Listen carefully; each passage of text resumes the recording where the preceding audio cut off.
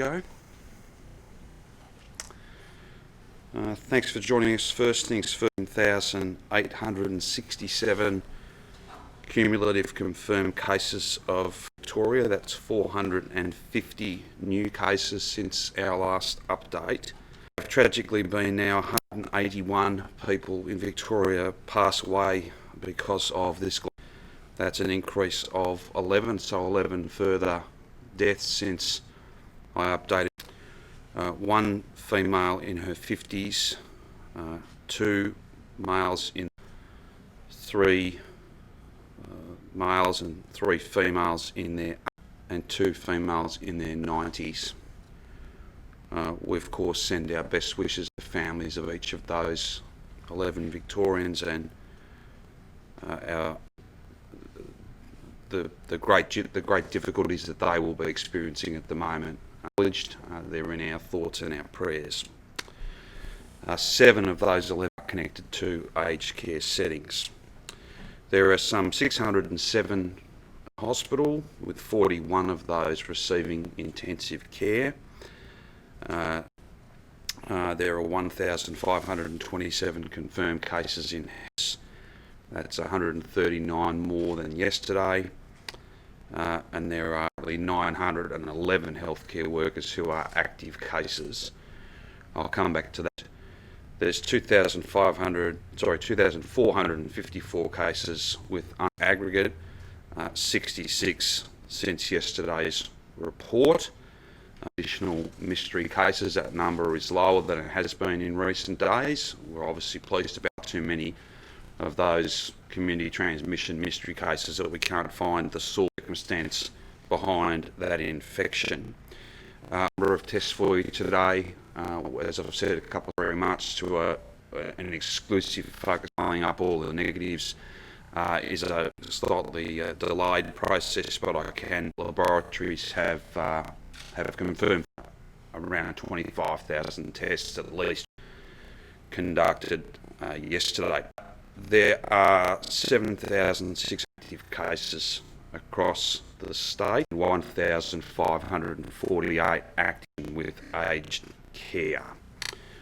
Health worker infection, and just again make the point that I've made many times, and it's worth making again, nurses, doctors, medics, cooks, cleaners, orderlies, everybody in our hospital system line. They are the last line of defence, and Victorians to follow the rules themselves, but also to protect our dedicated team.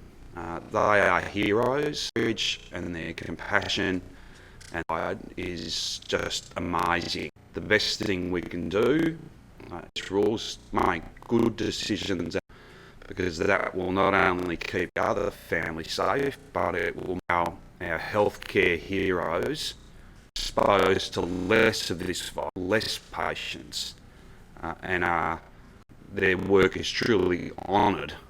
That is the best way for us to say to them. Now, I've listened to ADF and officers from the Department of Health, the door knocking program that they're undertaking.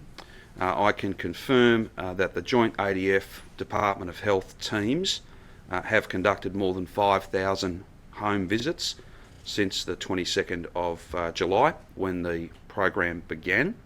Yesterday there were 60 joint teams, including 120 ADF personnel, and there'll be more that are arriving over the course of the coming week. That links back to the announcements I made and some of the detail I gave you a few days ago about an additional 500 plus ADF staff coming to join us. Yesterday, for instance, those 60 teams. That was at least 120 ADF plus some Department of Health authorised officers. They conducted 1,150 visits. That's the biggest single day effort since the program began, and that number will only increase as we move. Door knocking. This started with people we couldn't get in contact with who were positive, and these over the phone. We were doing interviews on their doorstep. Then it moved to all positive cases, and then it will progressively move to all close contacts being door knocked as well. That'll be repeat door knocks, that are all about making sure and that we can provide support and assistance to anybody who needs that. So 150 yesterday, the biggest day so far. People were pleasingly for 1,000 numbers. 1,000 of those 1,150 people could be found. The 120 who could not, they have been referred to Victoria Police, and are around 500 people should be. This is cumulatively sent to Victoria Police and Victoria Police inquiries as they do. Those 500 people to be able to provide you with the outcomes of the work that Victoria Police has done, perhaps over the course of the weekend. But that is certainly a smaller number of people found at home than we have seen, and I'm very grateful to those Victorians who and are where they should be, and that is away from other people, isolated at home. We can to look after themselves, of course, but to look after everybody else by not coming into contact with others. I know it's very challenging. That's why visiting is for compliance, but for the purposes of information and clarity and providing support. You might need it, and everyone's different. Everyone will have different needs. Some people have established support networks that they can fall back on, who don't. So those door knocks serve a number of purposes. As I said, if I can get you further an update over the course of the weekend into investigations and the other work that they're doing around people who and were not at home. I again stress all reasons for that. Addresses may be incorrect, maybe doing their ISO somewhere, but it is clear there are some people who are not, and that's why Victoria Police have additional fines that they can levy. I'll come back to you with over the course of the weekend. I just want to say thank you. Everyone's doing the right thing to industry across the board, every part of the sector, working so closely with. Very pleased acknowledgement today, not about thanking the team engaging directly. It's very pleasing to see dialogue of those input have delivered a easy set of decisions. The outcome we need. Driving in this morning, there are volume on the road, confirmed by data over certain, but these to take. It's heartbreaking, it's very challenging, but unless we drive down movement, the number of people moving around Victoria, we won't drive down the number of coronavirus cases, and then we will remain in these terrible conditions, these very challenging rules for much longer than what we want. It's not the advice of the experts. There is a lot of pain here, but ultimately there will be a significant gain for all of us when we can move to reopen, when we can move past this second wave. I think that probably covers off each of the items that I wanted to go to. Of course, we're always as you have, but before then, the Deputy Premier and Education Minister has got some very significant announcements in relation to support for school students, welfare, mental health, but also some announcements about how the balance of Year 12 will play out. So, Deputy Premier. Thank you, Premier, and a significant announcement for particularly our VCE students. This has been for the Premier and for the government in terms of how we can support during their last year of schooling, because every other year level we've got time at the end of this year and next year to catch up students who need that catching up, engage those students who have dismissed from school. But for our students, this is it. This is their year of school. And there are many student parents who are worried how COVID-19 will impact VCE scores and on their ATAR ranking. I'm constantly asked this and constantly raised concerns from students and from and this like no unprecedented year, and we support our students in a unprecedented way. So with the Victorian curriculum and VTAC considerations, pre-consideration is based on a case-by-case. So it might be, for example, might have an accident on one of their VCE exams. Student may be absent for a time due to and in those circumstances, special consideration paid for that individual. But these things are very, very, and what we're announcing today is that every single student will be assessed and adverse impacts from COVID will be reflected in their ATAR. This is quite an extraordinary change. Student will be individually look at things such as school closure, things such as long absences. We'll look at things, for example, significant increase in fatalities as a result of COVID-19. We'll, of course, consider the and well-being of students during. So all of those factors will be. So now students will go to the exams with the that they will not be as a result of COVID-19. Enter their exams knowing scores and their ATAR rank a fair reflection of their year, will not be disadvantaged as a result. This is a way that every student and every student, the comfort and the student will receive their finals, take into account their individual circumstances. It puts them on a level playing field with every student across the state. A significant announcement.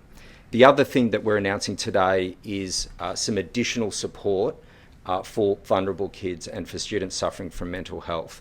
We've always said through the course of this year, particularly going into flexible and remote learning, that our vulnerable kids will be the most disadvantaged. This is the element of going through COVID-19 in a school environment. We've seen heights from our vulnerable cohorts. We've seen an increase in mental health reports within the schools, within government schools in processes. So we're announcing today a further $28.5 million mental health and wellbeing support. It'll go for a variety of things, increasing mental health training to around 1,500 schools. We'll be rolling out mental health practitioners. We're already rolling out mental health practitioners in schools. We're now going to roll out mental health practitioner into every single specialist schools, secondary and P to 12. So 85 specialist schools will receive mental health practitioners.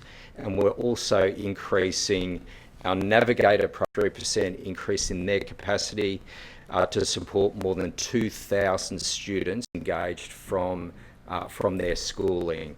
A range of other supports, home care, and also other wellbeing supports will be in place. So this is a package to address our most vulnerable cohort of students. Announcing today a support for every single VCE student as they the rest of their year, their final year, and their VCE exams at the end of the year. Do you want Professor Sutton or answer? Brett, did you want to add any comments on data? Thanks, Premier. The numbers today are reasonable in terms of how it's been in recent days. I think it is important to make the point that we've seen very significant ups and downs with numbers. That of results from our laboratories overall is that we're kind of sitting at 4 to 5. That is relatively flat over the last. We are now looking to see the effects of obviously masks may in days to come, and for restrictions will show after that.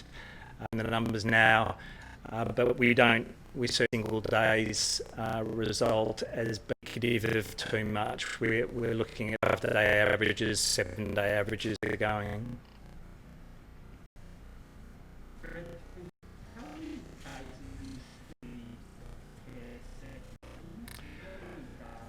I haven't got today's few cases, so there's a number in, but it's certainly want to make sure that it is protected and possible for those disabilities setting that risk as much as, but those of anyone with chronic illness, not just elderly who's had a local condition, to more severe illness obviously applies in disability.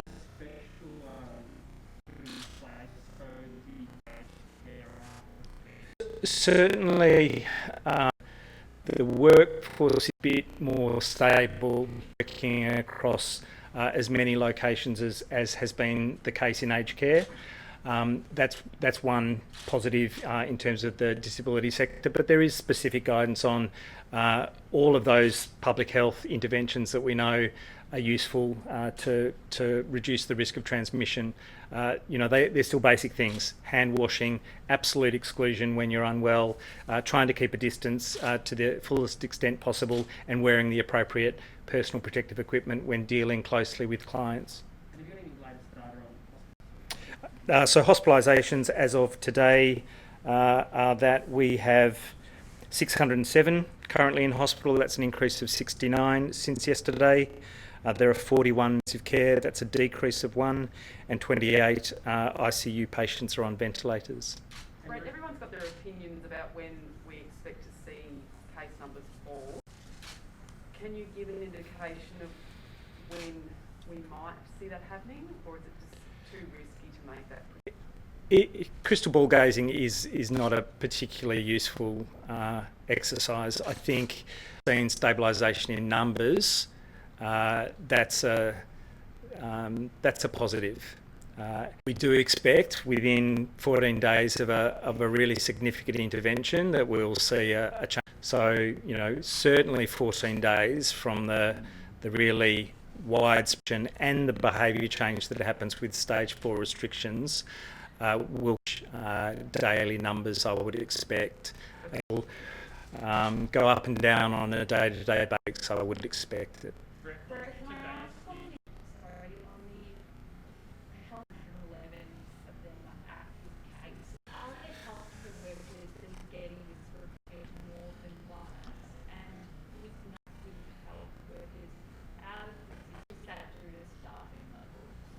It's a concerning number. It's a very big number. I'm not aware of any individual in Victoria who's gotten the virus more than once. Some case reports that are internationally about people having concerns after getting it the first time. We haven't seen that in Australia at all, and it's either a very rare phenomenon or it doesn't. That people who are tested weeks can sometimes turn up positive, but they're probably not able to transmit it. So we're not getting people who are infected. The stresses and strains on staffing, that especially applies in our hospital system. Nurses are more represented in these healthcare work than doctors. The number is much less. That to the closeness of interaction engaged in with their care provision. A lot of the workers are actually aged care workers, and some of the in healthcare. That's a little bit easier to mobilise other individual specialist care trained, but it is being managed. Thank you. It was a good retirement shortly. On healthcare workers infections that we're seeing, like it's about a third. How many are getting picked up in the wider community? But if it's in the workplace, things are going wrong. Like is fallible and it shows having properties. It is hard to know. In my area, this is the Chief Medical Officer, Andrew, this with Safe Care Victoria, that it does require a really significant investigation to try and ascertain where healthcare workers have picked up their infection. Some of it will clearly be hospital setting, in the aged care setting. Some of it is outside, but it's not always easy determination because people don't necessarily know that they've been with a positive case, either inside work or outside of work, to kind of make assumptions that everything that can be done setting to make it as safe as possible. So the work that Safe Care Victoria is doing, hospital CEOs, and those hospital CEOs should absolutely take that information, work with their healthcare staff to make sure that everything is being done to be possible. If there are signals that PPE, that should be fed back both into national guidance, but also in the guidance that provides to healthcare workers, which, to be fair, is more conservative than existing. Professor, the number of mystery cases was 107 yesterday, and now it's dropped around. What can we read, if anything, into that? I think clearly we're going to work on cases decrease over time, especially because, when you see the healthcare worker numbers, when you see the outbreaks that are occurring every day, they have essentially started from who's brought it into a setting where an outbreak's been allowed to occur. So as communities, we will see that decrease in outbreaks. We'll see a decrease in deaths in our healthcare workers. So it really is critically important to get across and on top of the mission so that we don't see all of the effects of it coming into workplaces, coming into other outbreaks occur. But the number that get resolved every day is really random. It depends on how many are closed off in the system. But we are watching the cases as a proportion of total cases every day, and it has come down in July. So that's a positive for sure. Question for either the Premier or the Minister. Any consideration given to pushing exams back again, given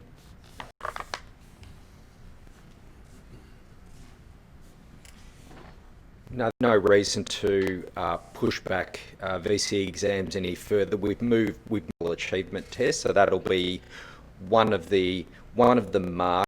The final VCE results will be the general achievement. Move that from term very early in term 4. In terms of this, they will go ahead as I think the last VCE 2nd of December, enable students to receive their ATAR before the end. This period of stage 4 lockdown ends very close to the year. So these are the settings we haven't changed any exams. did you speak to her about the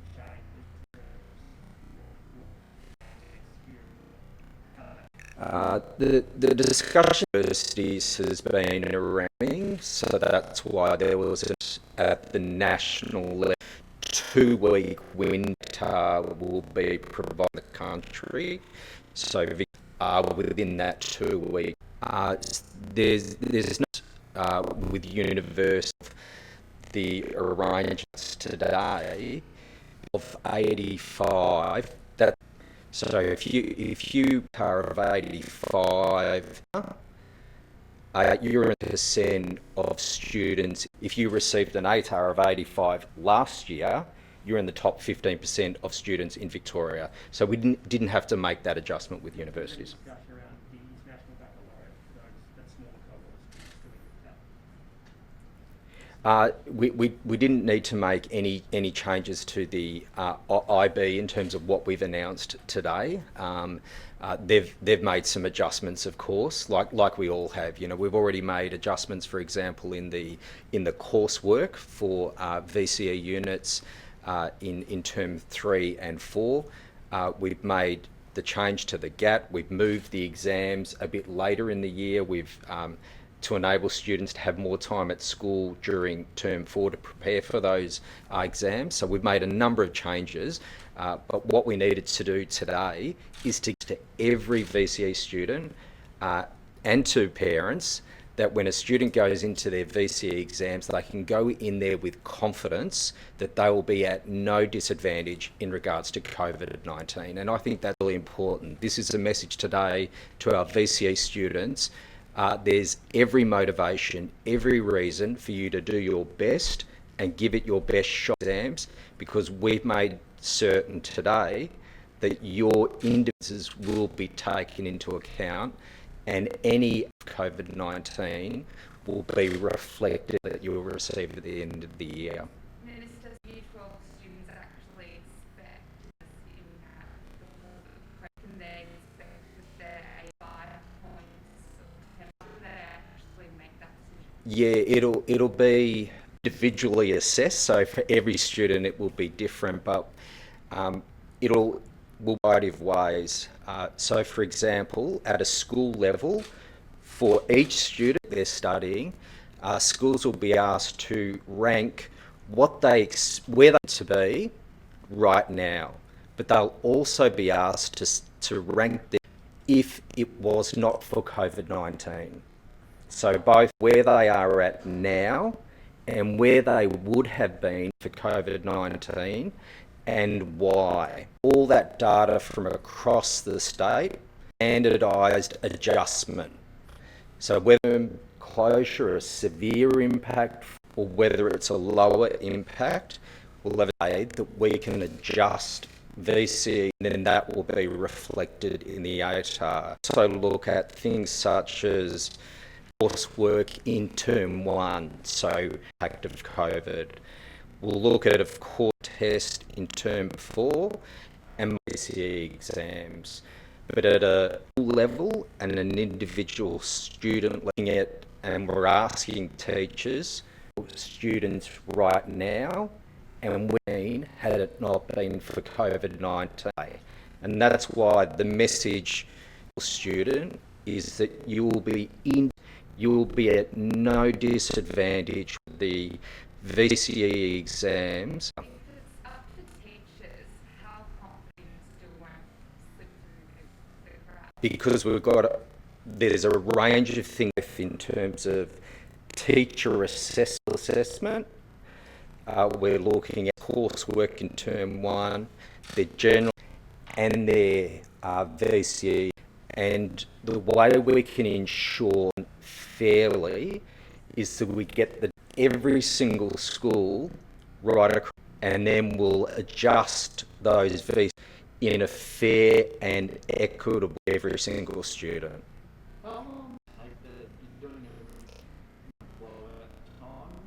Won't blow out times in terms of what we're asking you. So you'll be finishing around the second. It will make extra work at the school. And, I'll be ensuring that Year 12 teachers time to do this work. So they'll finish face-to-face teaching. Then students go off, and that's the time where Year 12 teachers are engaging with them for the exams.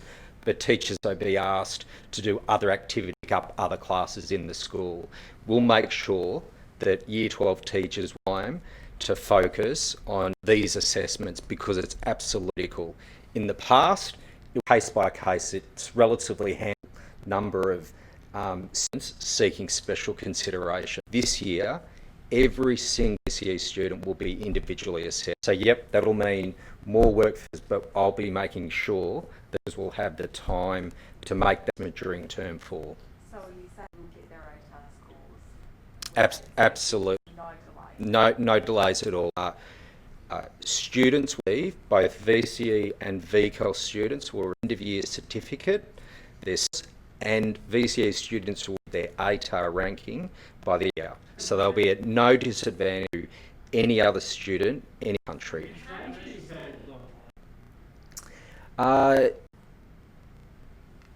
Perhaps in an ideal world, we're to a point where we can do that. I'm not confident that we can do that we've had the NAP online over the last couple of years, significant challenges a country with NAPLAN online. So the advice I got from the dean is no, and I think that's wise advice. So we'll have VCE exams.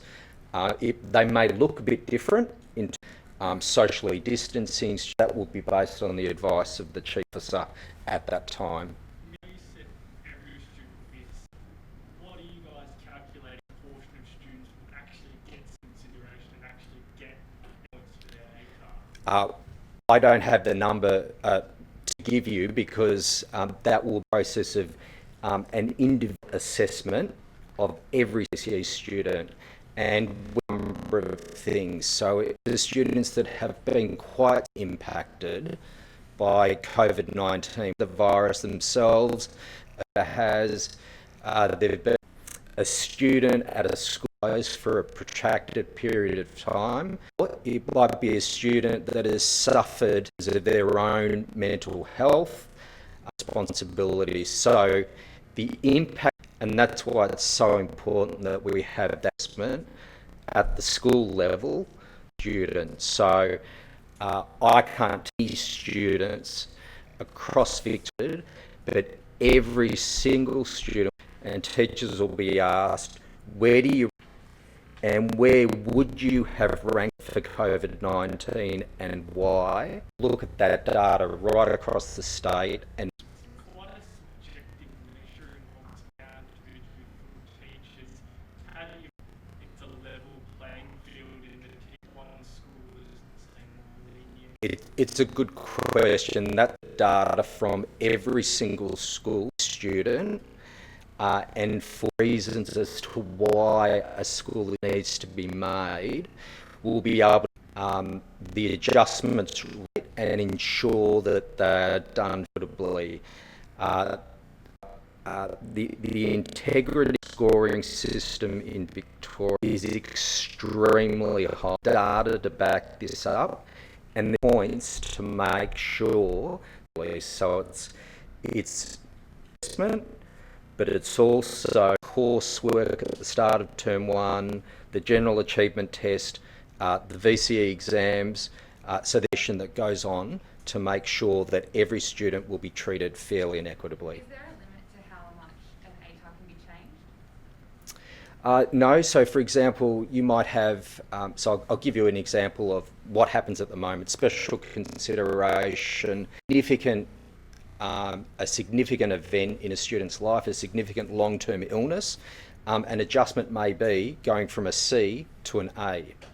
A minor adjustment might be having a bingle on the way to the exam, get to the exam late, you're a bit flustered, your exam score might go from a C to a C+. So it does vary depending on the severity of the impact on that student. But what about the ATAR number? Like, can someone say before this, if they had got an 80, would that go up to 90? Like, is there a limit on that? It is possible. ATAR is a ranking. It's a ranking of all VCE students in Victoria. These scores in your subjects, if there is a significant adjustment made, lead to an adjustment in your ATAR ranking. All students the same days in previous years. The student a little bit later in the year because the nature of the year has changed. Everyone will get on the same day. So for students in Victoria, every ATAR on the 30th of December. Can I just ask you, some post offices are remaining open about their delivery capacity and more centres with reduced staff is going to cause delays in budget. Well, we have made for distribution centres and warehouses across medical device, other medical product. We're in constant communication with sectors. I'm more than happy to follow up with Aussie Post. People would appreciate that. Most Melburnians, there would be 3 deliveries per week. That may, if you were ordering or whatever it might be, that would bring it to you, might bring it to you later. I think everyone knows that is a function of trying to have less people. However, if there's something to follow up there specifically on, then we're more than happy to do that. And I think the evidence we've done effectively a carve out for the supply chain around and other products that are directly linked to the care of people. Perhaps if I take that offline and try and get you a Just a follow-up question. Sure. Australia's closed and I'm ready on the new viruses being the sites that they had to reduce were thirds, that would mean that closed and they're only run by. so they'll be reduced to 1 to 2/3. And I'm happy to. I've not seen the post comments, but I'm happy to follow it up. And if we need to provide for you guys that particular business, then we're happy. As I said yesterday, I think we've had thousands of phone calls and industries, large and small, right? Now up over 20 in the last all of those different sectors. These matters are 7 of them are still being considered. We're all looking further changes if desired outcome or consequence, if that change information we get more better sense, a clearer sense, and of course we always reserve the right to try and change these arrangements to again achieve food on our supermarket, less people moving around the community and therefore less coronavirus cases. We think we can get those find those balance points, but busy, and that's why we're speaking with all of those players, all of those businesses and unions to try that massive reduction in the amount of people moving around Metro Melbourne. I think that will drive down the amount of cases we want to achieve. More federal support and support from other states to start the national cabinet. Cabinet, I left the meeting once we had moved beyond.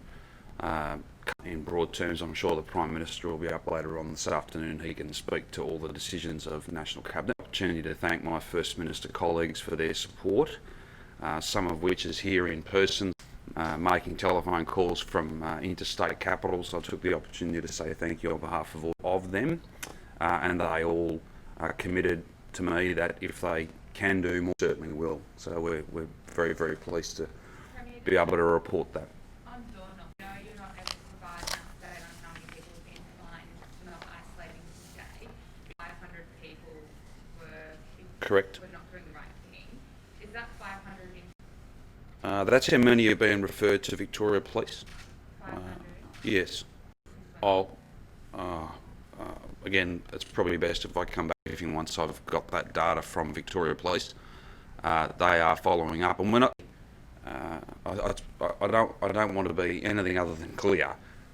They couldn't be whether they were doing the wrong thing. That's to be determined, and I think we've been pretty clear people for whom the address we've got is not the correct address. There will be people who will choose somewhere else with a family member or wherever it might be, and that they are in fact the right thing.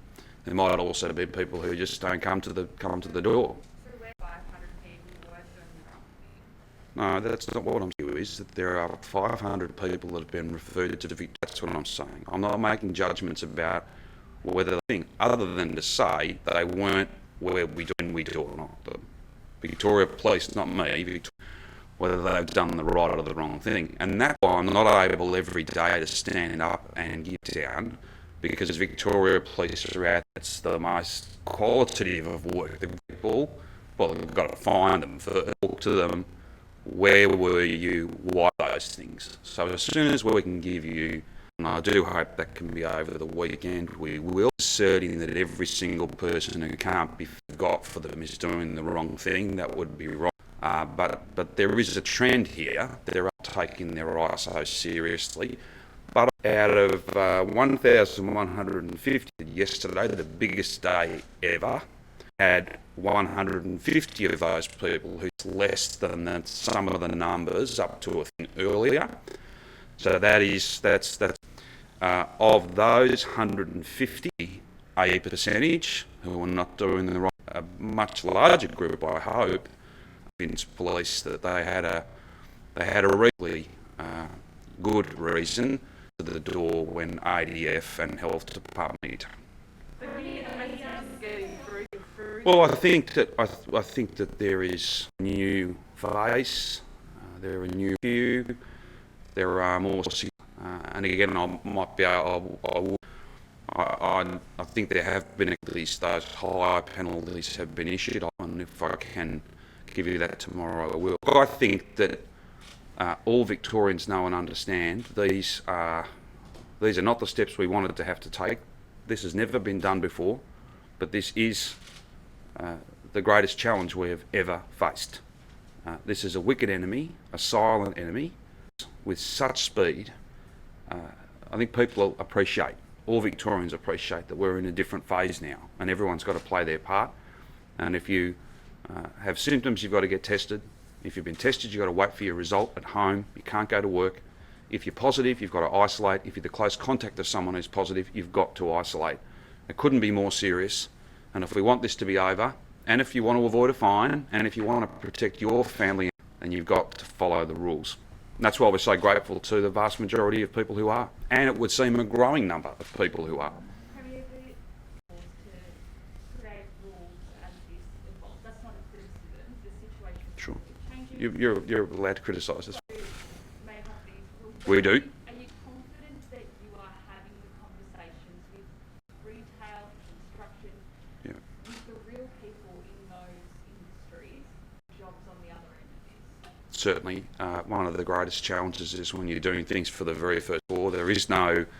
There's no how-to guide here. There's no rule book. There's no playbook for this rule book. It is genuinely unique work, and it's very speaking with enormous numbers of people from different industries, whether it be. We've also, for instance, in a number of these industries, we've then gone and spoken to large players, small, double check, triple check, exactly what we think the impacts will be. Now, does that mean we've consulted with everybody? Obviously not. Does it mean that people, even if the consultation has been impeccable, Coles and a whole lot of other people out there today saying that they're in which my team has worked with them, I'm pleased about that. But happy? No. I don't think any business that's asked to take these are happy about it, and that's not a criticism of them. But this is what we must do. Anyone who wants further clarification, who wants to have a further discussion open to that, and that's why it's not like once these rules came into effect at midnight Wednesday with discussions, and we will. And indeed some until midnight tonight, and some have even been extended at midnight. That goes direct to the earlier question, I think, about when my changes. The other thing, I know this weekend is a stage 4 week, but not actually occurred yet. And those that have been put in place on midnight Wednesday evening, so weeks and 2 weeks and we just need to be careful. This week has been, we didn't pull this only a moment's notice, of course, of the curfew, which came in straight at evening.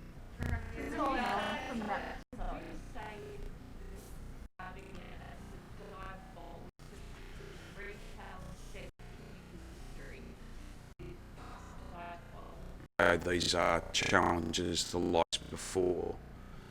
Industries that will feel it than others. There to support each of those artists where we can in partnership with those businesses, families and those workers. That's what we always will do. And the job of work to do, simply had to do in order to get the health problem fixed and to get these numbers down to a level where we can start to open up again.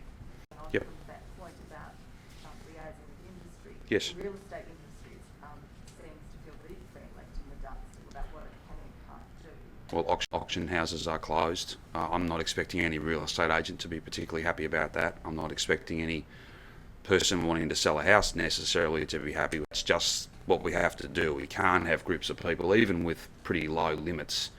We can't have people gathering that's not conducive with getting these numbers down. If there's a specific issue, if there's a need for us to engage again, I'm more than happy to have a member of the team follow that up. They just need to be patient. You know, in these uncertain, unprecedented times, that people just need to be patient. I'll leave it. I'm not going to be lecturing people like that. What I would say is this is what is necessary. It's never been done before. Perfect. It will always be imperfect. But any challenges, any imperfections are not for the lack of effort, and they're not for the want of trying very, very hard. And again, we've always that there would potential changes, refinements, further work done. And that's why it isn't as if we had some conversations and then just stopped, put the rules in place, and now you can't talk to us. We are engaging and we'll continue to engage. And I think there's been some very positive feedback today from a number of very big players, and I'm grateful for that. But I'm not for a moment pretending that people are happy to tell their staff to go home and not come back for 6 weeks. I'm not for a moment pretending that any business likes to have less customers rather than more, less profit rather than more. That's really, really challenging, and that's why this health problem, if we don't get these numbers down, then we simply, and that economic damage, I think, is higher, it's more, and that's about the other side, and people not being able to reboot, not being able to, on that journey of rebuild on almost indefinitely, at closing businesses for a period of time, them for good. I don't want that. I want workers back at work. I want the insecurity that comes with a job. I've spent in the job I've got trying to create, trying to build the things that we need, change our state for the better. I want us to get past this, and the only is if we get these numbers down.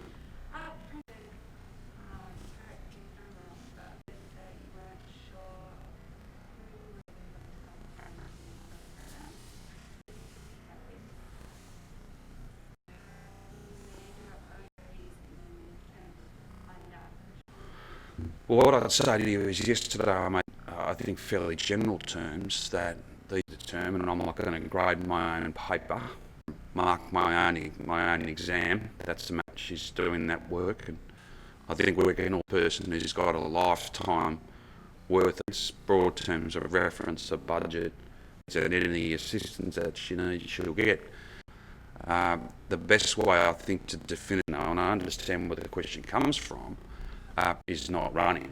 This program has been, those Victorians have flown home through Victoria, and there's more than 20 that were part of our hotel quarantine. That's not running anymore. We've got a much smaller who, for instance, were in housing commission, some of those large towers, they needed to protect their family, for instance. Hotels for Heroes program for nurses, a tiny fraction of that. So I suppose that answers your question. There's necessarily be a judge on this matter. We've shut it to the extent that it's still working. It's been Victoria with where appropriate Victoria Police support. That's how it works. But all those flights, they're going to Sydney, they're going to other parts of the country, and that's exactly why. When I was thanking First Minister colleagues for their support today, that was one of the points that I made. Yes. Well, no, what I've done is said I'm not going to make assessments of myself. I'm instead going to refer that to a judicial inquiry and have them do that work at arm's length government. And I suppose if I can put it to you, as I understand it, there's 100,000 pages of documents that have gone to Judge Coate. I'm more than happy to concede I have not read 100 pages of documents in relation to this matter. I wouldn't have time. That's why we've set up a process that's well away from government to sit in judgment of all of those involved in this. Premier Frydenberg today became quite emotional happening in Victoria and said this all avoided. What do you say to that? Oh, well, this is a wildly infectious virus. A wildly infectious virus. There are second waves in countries around the world. And Well, I haven't seen his comments, and of course I would always want to see his before I started being a commentator on. We've all got a job to do, and we're all focused on that job. And I'm very grateful to the Federal Treasurer, to the to others in his team who work very closely with us. These are not the sectors that we wanted to find ourselves in, but none of us have the luxury. None of us, regardless of the office we hold, none of us have to recognise or acknowledge the reality of circumstances we're in. This is where we are, and we've got to make these terribly decisions, heartbreaking decisions, in order to drive down movement and then drive down the number of cases. So to the other side of this. As I said, I haven't seen those comments. This is a very difficult day. This is a very difficult year in many ways. But with this strategy, and now we've all got to see this in terms of following those rules, doing our part, doing the things that have to get to the other side of it. None of us have the luxury of pretend that the reality front is not real. This is very real. It could not be real. Is it a big challenge? Yes, it's the biggest challenge we've ever. But I think we're equal to it. I think Victorians and Australians, we will get through this, and we will only get there by all of us working to neighbours and friends and family, teammates, governments, each political colour, getting the job. Victorians want to move there. What are your thoughts on like the here? Well, again, I think there are some reports here. Those reports are. I'm not on the real estate market. I am focused on this down. That's why I have, and that's the. There was an announcement made. Yes. I think it's very important to keep a program, a national program towards hardship presents. Businesses I know, Victoria, but in the country who will benefit, Prime Minister and the Treasurer have announced. I welcome those. I think that is very, very, been very clear about how critical JobKeeper and the adjusted rate of job seeker is. And I'm sure that businesses and workers, and certainly our government, me personally, we are very grateful for that. I was going to ask, touching on that, how important is it going to be for Victoria? Is the state government planning any more stimulus to support businesses? So stimulus will come in the budget. That's later on in the year. Obviously, at the moment, it's less about trying to provide businesses with customers. We know that these restrictions just make that incredibly difficult. It's about trying to provide them with not so much stimulus, but the employments. And that's why we're working as hard as we possibly can to push those payments out to get them made. It's a big team. We'll have more to say about all sorts of different supports for businesses, for families, for workers. But the stimulus, we've already done $2.7 billion worth of smaller projects. That's to help the smaller players. We'll have much more to say in terms of a whole range of other programs and projects and policy decisions that we'll make later on in the year.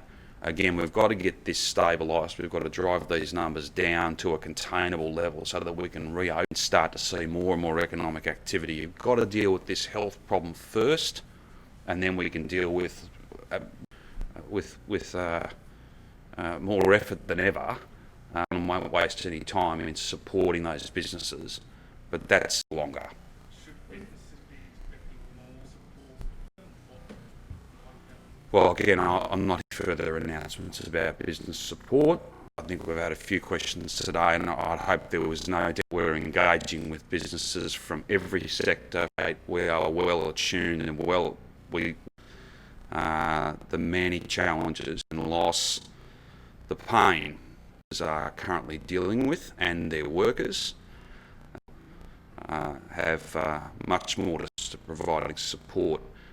Again, there's already quite a lot of that has occurred, made now, and then there will be ways in which we can support more economic activity locally, continue. We've prided ourselves on the biggest construction scene. There's just no debate about that. It is the biggest the state has ever seen, and jobs, that activity is problem than it is now. So we'll need to do more, add to that, and the range of other issues. I've said it a few times now, but I'm not. This issue of insecure work has exposed just how the financial arrangements and employment arrangements of Victorians are, and it's no good for much at all, actually, for us to come back to that issue. Times at both national cabinet level, and I think for a prolonged period of higher than expected is a terrible thing. Our whole nation is going to have to, but that means, in my judgment, there's no excuse to be having end of that. So we need to make sure that that's why some recent announcements and parts have been really very, very important, so that are not necessarily even the next 6 months, a longer term effort, form or not. I just think it makes common sense that really become acutely understood as problems and weaknesses, then we should all redouble our efforts to deal with them. Did the federal government flag with you concerns about not getting enough data from public health officials, and are you confident that data is being provided now?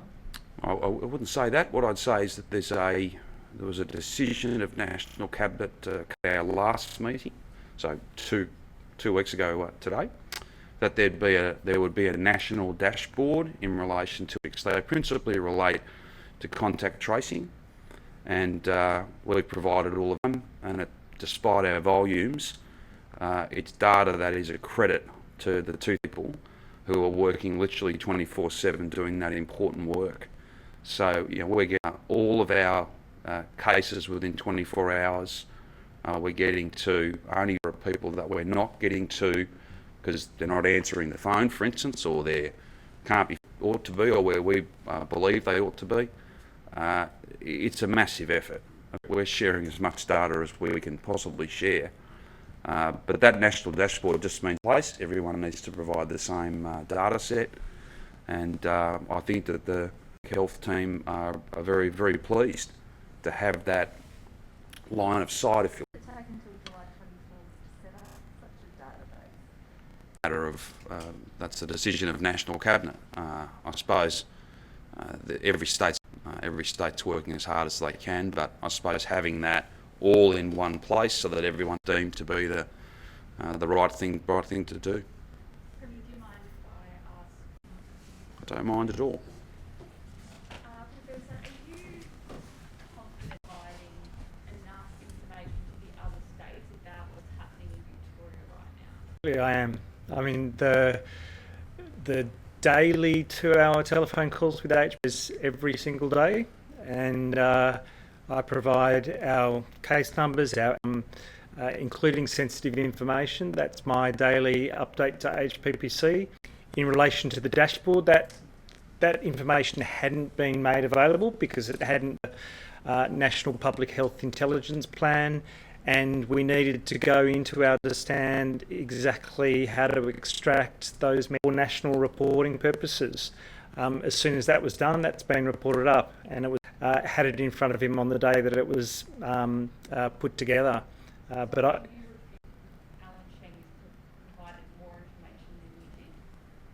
I would put information if it were in my hands to provide, so yes. And obviously enough on Tuesday. Do you know where those rumours, in seriousness, do you know where they come from, who would have started them? Is there a rift between them? Absolutely not.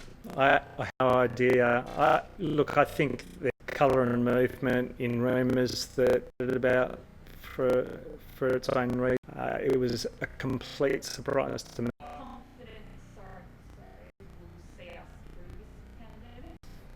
We will.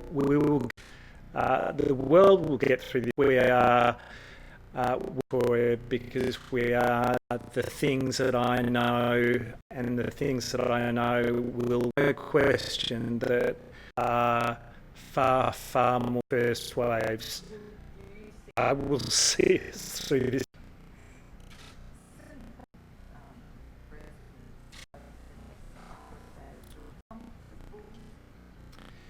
Again, there is a Commonwealth area. The fact that back will be good for them. Clearly, they need the standards in terms of care and the training and that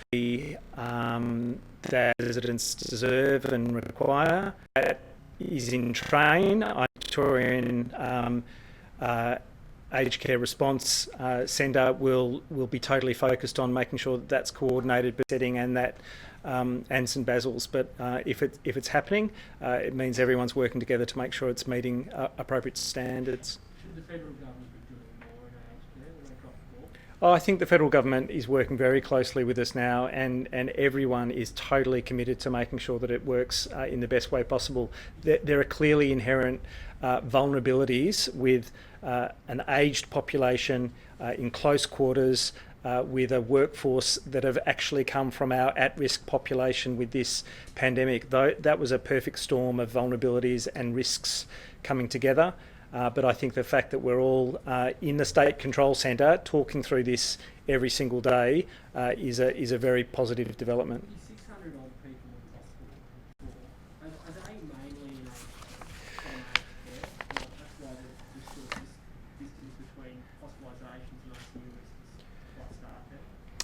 There are a significant number who have been decanted to acute care from aged care setting. There are a number of others who are in their 50s and 60s who are getting more severe illness becoming in that age cohort who are hospitalised. Not all 80, 90 plus residents, only elderly members of the community side of those settings who've been hospitalised because they've got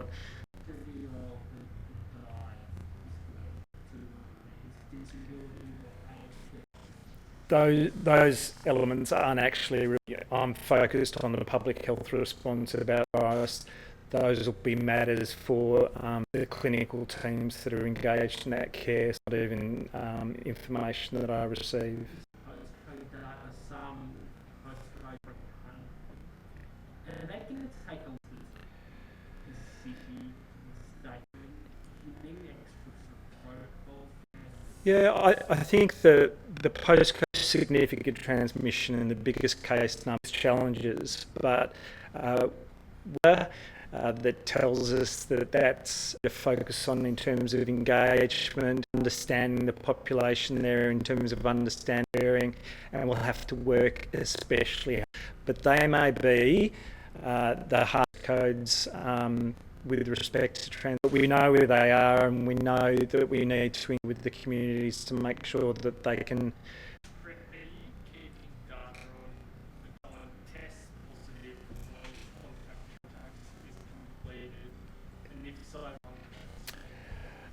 We are all of those steps from to the time that it's received by the that is processed. We're working on each and every one of the steps to minimise the time, including increasing the frequency of those tests to the private labs.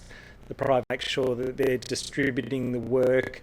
All of the labs working in Melbourne to for reporting into our database any of the bottlenecks that might occur there. The thing that I'm most satisfied with is we've got notification of those cases that immediately in every one of those steps. We do have the metric. I don't have it at hand.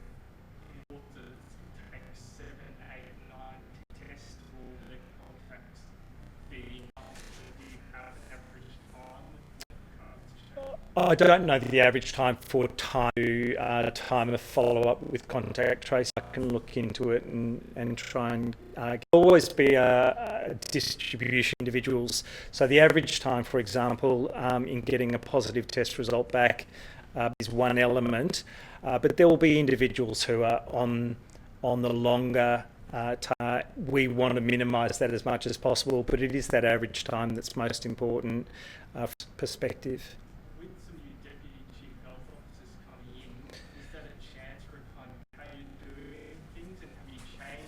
Oh, we've been changing. We've been looking at how we do things and changing it from the fact that we've got some very experienced infectious disease and other public health in the team is absolutely an opportunity to bring fresh eyes to all of our processes, their clinical experience about how we're working with health services, our key work in the best way possible.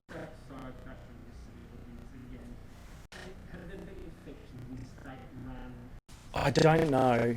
I don't know.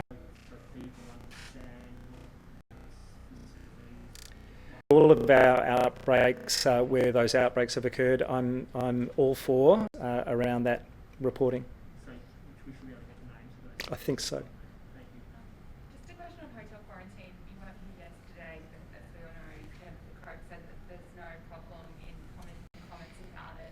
Can you just clarify when you first made aware that there were problems in the I knew about problems in hotel quarantine when it was in the... Is that how you found out? Well, obviously, we were aware of outbreaks at the Stanford Hotel that my public health team responded to as outbreaks. So we were aware of the transmission.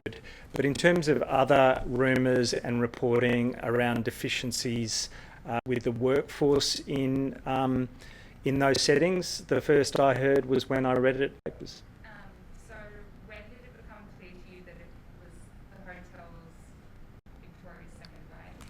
Well, when the genomics report came through was when I was a very significant proportion of our current cases were linked to hotel. It could have been the hotels before that? No, I didn't really. I mean, it was information that was on genomics report was through. We didn't have logical links back to that allowed us to link.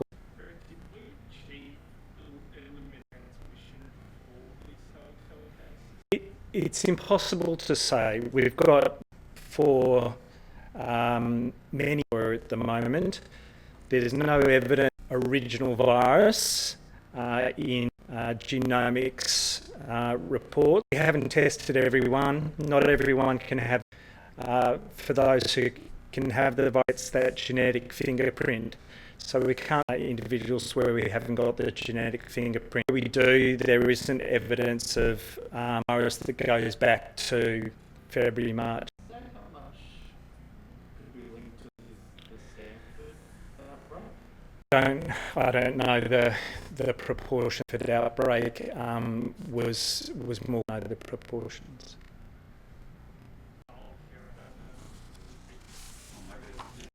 We're getting reports on childcare that some permits are being forged. How is that being policed? You consider penalties? Well, we will look at how this people are doing the wrong thing, and we'll have no tighten that up. I don't want it to get to that point. Changes. We were going to have essentially this. We've made some changes. We all guidelines. We couldn't answer every question last Sunday. First flagged this. The permits are very make sure that people are doing the right thing. That we're not putting staff in really difficult circumstances where they've got to be interrogating people. It's also we don't want a situation where mums and dads have to be telling their story 100 times. We want this to be as simple as possible. And not just who's out there potentially trying to undermine that. That's very, very bad choices. I don't want to have to change these settings. And I also don't want to have to be wasting police time and other precious law enforcement time that are about enforcing the rules in a broader sense, curfews and things of that nature. I don't want their task to be any more difficult or challenging than it already is. This is 35 days in a row. I think it's good you to talk to us. No, I'll be here tomorrow, and I'll be here Sunday as well. This virus doesn't stop, and neither does the team of thousands of people that I am honoured and privileged to. They are working so hard. All Victorians are doing their best. None of this can ever be perfect. We know and understand that. everyone in the team, and that's the people. They are working really hard, and I'm proud. And I'm also very proud and grateful to Victorians who are doing the right thing. And I think the percentage of people who are doing the right thing up, and that's exactly what we need if we're going to thing. If we're going to get it back to those very, very low, open up again, and not third wave. This is the strategy work. We've got no alternative. It only works if we've got, the vast majority, and hopefully everybody, doing the right thing. It's good to see those number of people. For instance, it's only one measure to see the number of people who could be found where they were supposed to be up. I think that's a good thing. Look, you just got to keep on. You just got to keep going. It's about me. This is about getting done. We will do. That's what we will do. Always done. Push on. That is what is most important. But not do it on our own. We need Victoria. I know there's pain, hurt. I know it's really challenging. There's no other way.